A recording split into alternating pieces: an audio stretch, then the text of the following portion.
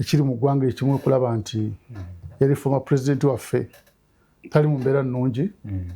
ate nga nze ndowooza ng'eggwanga twandibadde ekintu kino tukitereeza mangu oba muno aba alina omusango kinyuma nnyo omuntu okumuteeka mu kkooti nga mulamu bulungi kakati kyekyandibadde kisooka obukulu obulamu bwe kyekikulu kati ne oba olina omusango gw'omulinako asooka abeere nga mulamu olyoke okole ki omuteeke mu kkooti naye engeri gyafaananamu kakati tesanyusa nnyo ggwanga ffenna ate ng'eggwanga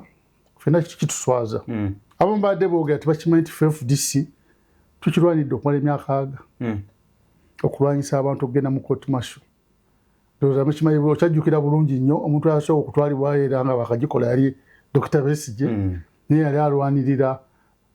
deputy president waffe mu biseera ebyo oweekitiibwa Njuba era yaliko Saamu Njuba ne Nkulu Nsibambi oluvannyuma ne bayita Mwami Lukwago ne Alaka okubeegattako. Download the Salt Media app from the Google Play Store and the Apple App Store.